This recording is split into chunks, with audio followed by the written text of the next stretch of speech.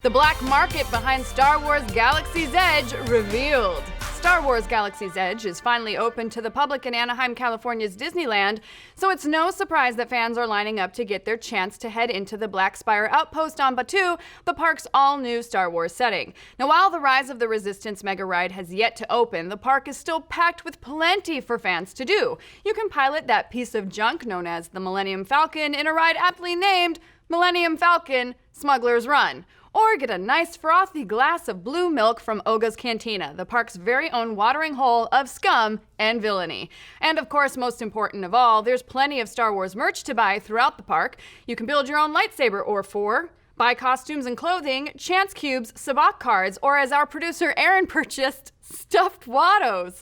Why is it plural? How many did you buy? Hell, there's even life-size customizable astromech droids that can be purchased for the low, low price of $25,000. Seriously, people are buying those. But perhaps the hottest Galaxy's Edge item is one that is not even on the menu. It's the actual menu.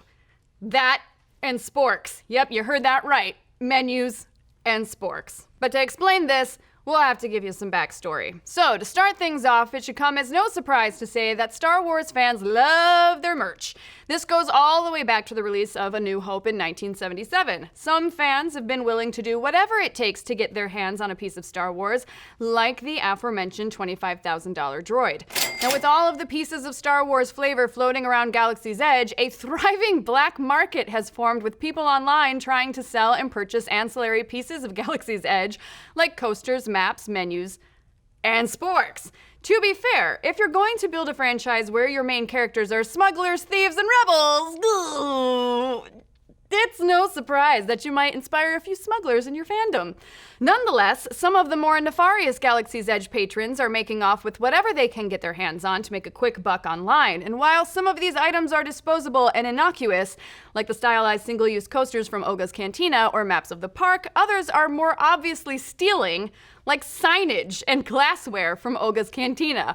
In fact, anything that isn't being held down by a tractor beam is being targeted in interstellar heists. The menus from Oga's Cantina are finding their way online for upwards of $40, though these started being sold online during employee preview nights before the park even opened to the public.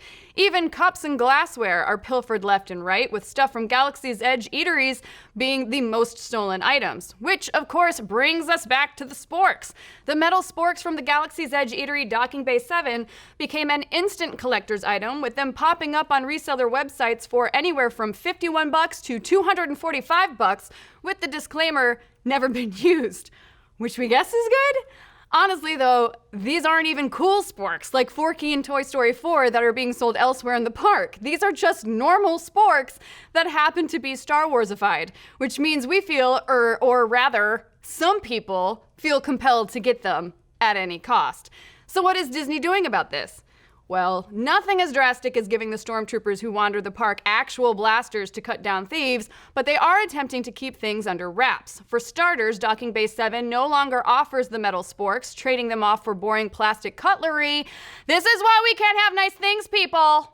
Docking Bay 7 is also no longer handing out menus at all. Diners at Oga's Cantina are now only getting one menu per party, and that menu is sure to be picked up by an employee as soon as the order is placed. Oga's Cantina also has specialized employees whose entire job is to make sure that the 2-foot-long beer flight set or any other glassware doesn't accidentally show up in someone's bag without being purchased first. While this is a fun, silly story, don't go stealing stuff. It sucks for the employees and makes it hard for fans who just want to actually get a chance to read a menu and actually order some food. I mean, you wouldn't download a car, would you? Oh, you would. Well, if you just spent $25,000 on a custom astromech droid, you probably have to. But what do you folks think? Have you had a chance to go hit up Galaxy's Edge? What piece of Galaxy's Edge merch do you want the most? And seriously, how much is a spork really worth? Let's discuss. Thanks for watching. If you like what you saw, why not give us a like and subscribe? If you want to get notified every time we go live with the show or drop a new video, feel free to mash that little bell so that you can be up to date on all the latest theories, news, and rumors in the pop culture world.